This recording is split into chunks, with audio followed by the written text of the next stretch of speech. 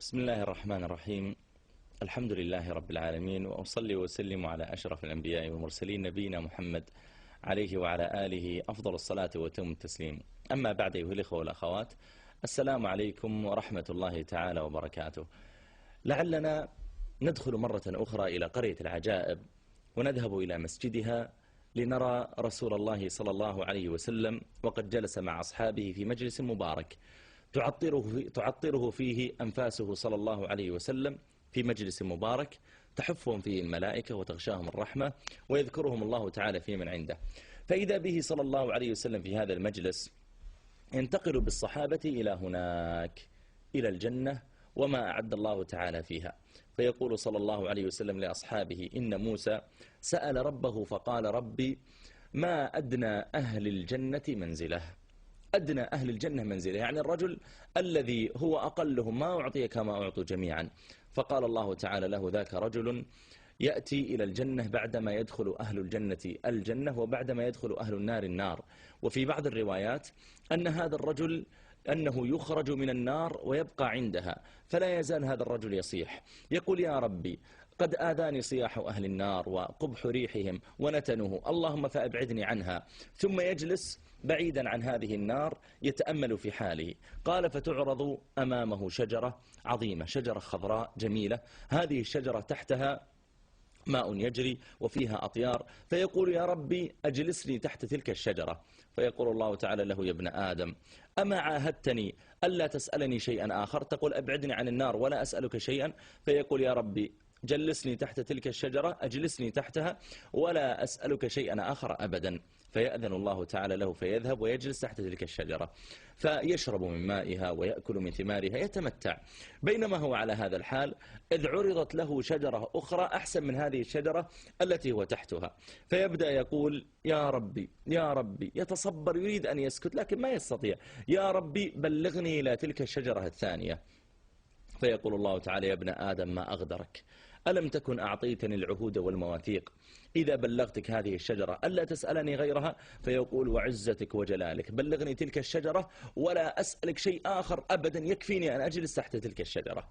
فيأذن الله تعالى له ويذهب إليها، فإذا جلس تحتها وشرب من مائها وتمتع بنعيمها رأى من بعيد الجنة، وبدأ يأتيه من روحها وريحانها ويسمع ضحكات أهلها ومزاح بعضهم مع بعض، فيشتاق إلى أن يقترب من باب الجنة.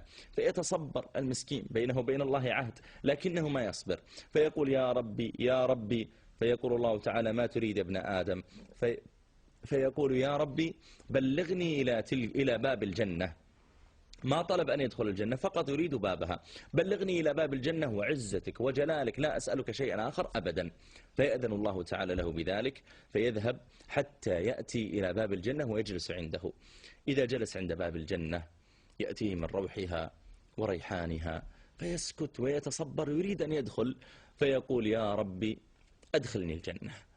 فيقول الله تعالى: يا ابن آدم ما أغدرك، ألم تكن أعطيتني العهود والمواثيق ألا تسألني غير ذلك؟ فيقول: وعزتك وجلالك لا أسألك شيئا غيره أبدا.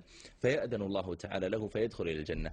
العجيب أيها الإخوة أنه إذا دخل إلى الجنة هذا الرجل خيل إليه أنها ملأى، ينظر إلى القصور فإذا فيها ناس، ينظر إلى الأنهار فإذا فيها ناس يسبحون، ينظر إلى الأشجار فإذا تحتها أقوام جالسون، يخيل إليه أنها ملأى، أنها مليانة، أنه ما له مكان.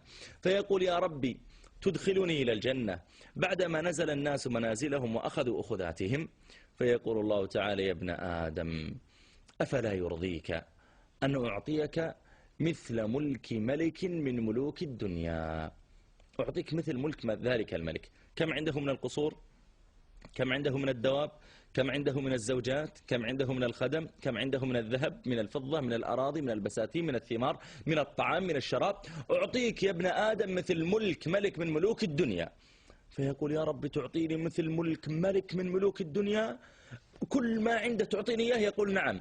فيقول: رضيت ربي. فيقول الله: هذا لك ومثله معه. نضرب في اثنين، ومثله معه ثلاثة، ومثله معه، ومثله معه. فإذا قال الله تعالى في الخامسة ومثله معه صاح هذا الرجل بأعلى صوته قال: رضيت ربي رضيت ربي. فيقول الله تعالى له: هذا لك وعشرة أمثاله، يعني 50 مرة مثل ملك ذلك الملك. رب كريم عزيز سبحانه غني يقول هذا لك وعشرة أمثاله، لا، ولك ما اشتهت نفسك ولذت عينك وأراد قلبك. ثم يقول الله تعالى له: تمنى يا عبدي، أعطني أمنياتك، إيش تتمنى؟ فيقول: يا ربي أتمنى شجرة طولها كذا، يقول: هي لك. تمنى يا عبدي. يقول: يا ربي أتمنى قصر شكلك كذا وكذا، يقول: هو لك. تمنى يا عبدي.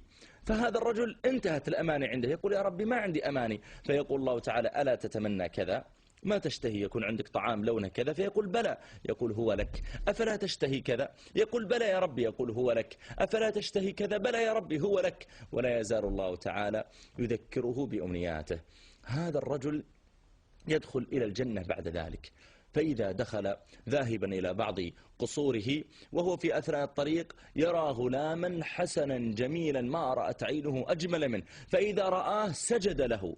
هذا الرجل يسجد لذلك الغلام، فيقولون له: ارفع ارفع، ما بالك؟ فيقول: رأيت ربي. يقولون: لا، هذا ليس ربك، هذا غلام خادم من خدام خدمك، هذا ليس خادمك، هذا يخدم خدمك. قال: فيقوم ويمشي قليلا ثم يرى غلاما أجمل من الأول بكثير، فيسجد له. فيقولون: قم، ما بالك سجدت؟ يقول: رأيت ربي. يقولون: لا، هذا خادم من خدمك. ثم يمشي فيرى قصرا عظيما يتلألأ، أنوار ذهب فضة جواهر ما فيه من لؤلؤ وماس، فإذا رآه منه الأنوار سجد. فيقولون له: قم، لما سجدت؟ قال: رأيت ربي. يقولون: لا، هذا بيتك، هذا ليس ربك.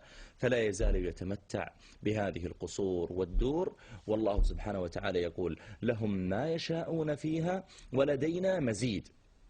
لاحظ، يقول: لدينا مزيد، إذا لا ينتهي إلى شيء. أنت الآن قد تأكل شيئا ثم تمل منه، أما في الجنة لا يقف إلى شيء، المتع لا تقف على شيء، لدينا مزيد مزيد مزيد مزيد إلى أبد الآبدين. وقال سبحانه وتعالى: للذين أحسنوا الحسنى وزيادة ولا يرهق وجوههم قتر ولا ذلة.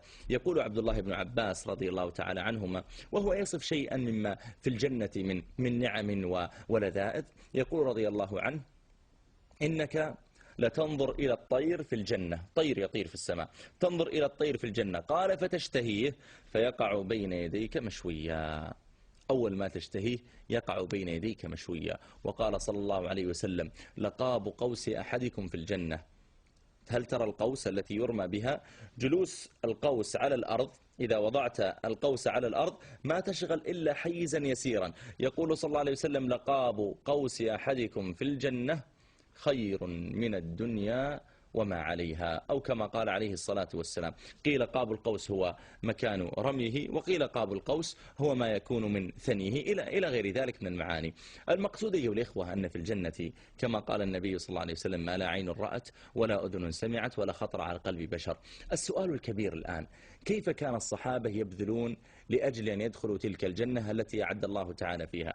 بذلوا أرواحهم وأنفسهم وأموالهم وأبدانهم، جاههم، مناصبهم، بل زد على ذلك أنهم ما كانوا يتركون شيئا إلا بذلوه في خلال الوصول إليها، من صيام نهار، بكاء أسحار، صلاة في آخر الليل، الدعاء لله تعالى، الانتهاء عن المحرمات، إلى غير ذلك. لذلك أهل الجنة وهم فيها يقال لهم: سلام عليكم بما صبرتم فنعم عقب الدار. صبروا على شدة قيام الليل، الصيام، إلى غير ذلك، فنعم عقب الدار. أما أهل النار فيقال لهم: أذهبتم طيباتكم في حياتكم الدنيا واستمتعتم بها فاليوم تجزون عذاب الهون.